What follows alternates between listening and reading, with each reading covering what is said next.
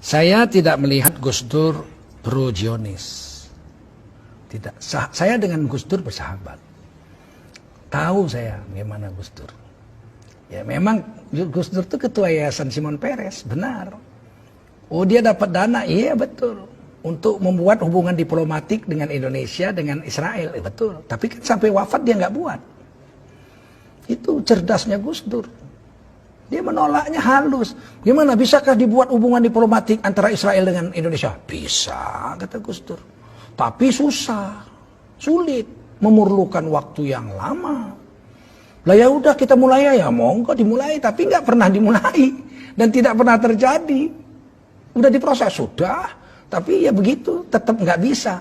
Ketika kemudian orang-orang dari Israel memaksa Gus Dur, cepet, ini butuh waktu perlu, cepet.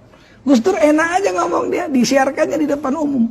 Sebagai presiden dia bilang, saya ini kepingin kita itu membuat hubungan diplomatik antara Indonesia dengan Israel. Seluruh Indonesia marah. Tuh katanya nggak setuju. Mereka itu belum mau, perlu waktu yang lama, kata Gus Dur.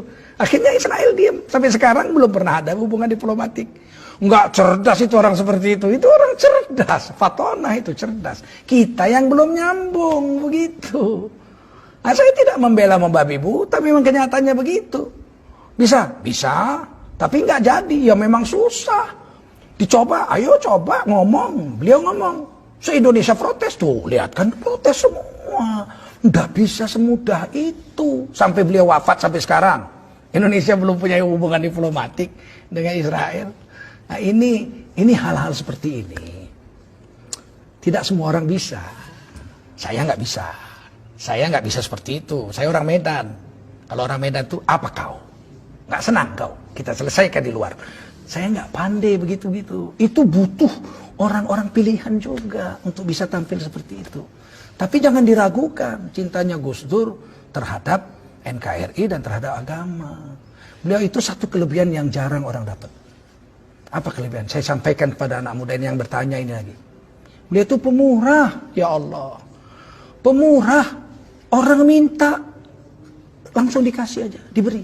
Nggak mikir itu. Bahkan kadang-kadang Gus Dur itu uang belanja istrinya dikasihkan ke orang untuk makan orang. Coba bayangin. Tapi istrinya nanya, Mas, duitnya udah tak kasih orang, tadi ada orang kesusahan. Lah kita gimana? Kita kan belum susah. Kalau kita minjem orang masih percaya lah, kalau dia minjem nggak percaya orang. Sampai sebegitu, jangan main-main. Ini orang punya kelebihan, punya kekurangan. Tapi kita jangan memfitnah orang sesuatu yang kita tidak tahu. Kita berdosa nanti. Nah, ada satu kelebihan Gus Dur yang pernah membuat saya menangis. Saya ceritakan ini ya. Saya bukan menjilat Gus Dur sudah wafat, nggak ada urusan. Saya nggak minta jabatan dari bicara saya ini.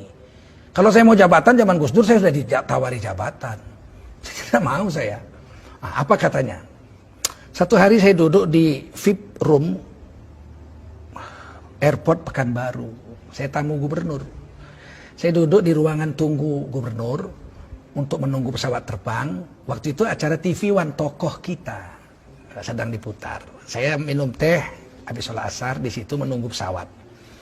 Tiba-tiba muncul situ tokoh kitanya itu Gus Dur. Gus Dur.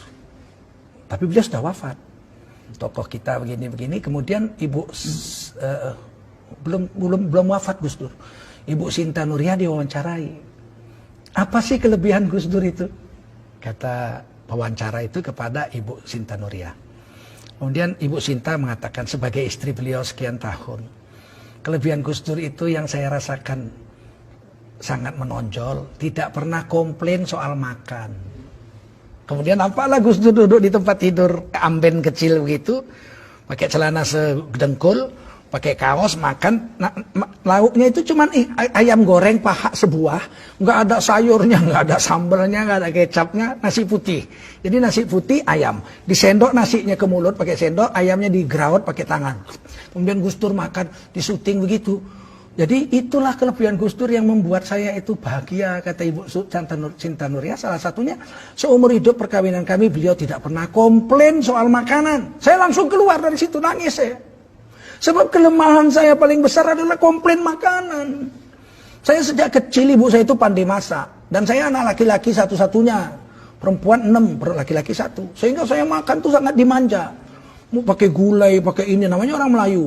Ikan goreng, gulai, segala sambal. Saya keluar, istri saya orang Banten. Sejak kawin tuh biasanya rebus-rebus lalap, rebus-rebus lalap. Sempat saya bilang satu hari makanan ini, makanan kambing ini saya bilang. Sampai istri saya menangis. Sebab kami orang Melayu lemak-lemak kayak kelapa. Dia lalap-lalap, tiap hari lalap-lalap rebus, lalap-lalap rebus. Jengkel juga saya. Saya keluar, saya ambil handphone. Saya telepon istri saya di Jakarta, saya bukan baru. Adik, iya bang, abang pulang. Pulang dek, abang sedang nunggu pesawat. Loh abang kok nangis? Saya bilang, saya minta maaf adik. Saya selama ini selalu komplain soal makan. Pernah saya bilang makanan kambing. Kadang-kadang saya banting juga meja gitu. Gak suka saya, makanan gak enak. Saya minta maaf. Istri saya bilang, abang sehat bang. Abang kan gak apa-apa kan. Nanti abang jatuh naik kapal terbang.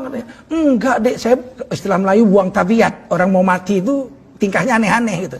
Saya bilang tidak, saya tidak buang tabiat. Enggak ada tingkah aneh-aneh. Saya baru dengar Gus Dur. Ibu Senta Nuria diwawancarai. Ternyata kelebihan Gus Dur nggak pernah komplain soal makan. Saya jadi teringat Rasulullah. Rasulullah itu mengatakan dalam hadis, saya tahu hadisnya. Jangan komplain soal makanan. Kalau enak kamu makan, kamu puji. Kalau kamu rasa nggak enak, jangan kau caci, tapi jangan kau makan. Pergi aja, jangan kau caci. Nah saya mencaci makanan, padahal saya tahu hadis. Saya pikir itu kan cuma Rasul yang bisa buat. Kenyataannya Gus Dur bisa buat. Ngapain mesti belajar tidak komplain makanan kok sampai jauh-jauh nunggu sahabat Nabi atau zaman Nabi. Wong zaman sekarang aja ada orang. Saya bilang gitu, maafkan saya janji. Saya tidak akan komplain lagi soal makanan kepadamu. Sampai di Jakarta saya pulang dipeluk istri saya. Ya Allah bang, abang nonton itu? Iya, saya nggak punya TV di rumah, nggak nonton TV. Tapi di VIP room itu ada televisi. Pas TV One tokoh kita. Jadi saudara-saudara, saya tidak menjilat Gus Dur. Gus Dur sudah wafat, nggak ada dapat jabatan saya dengan kata-kata ini. Tapi wajib menceritakan orang yang sudah wafat itu kebaikan-kebaikannya saja. Haram menceritakan aib orang yang sudah mati.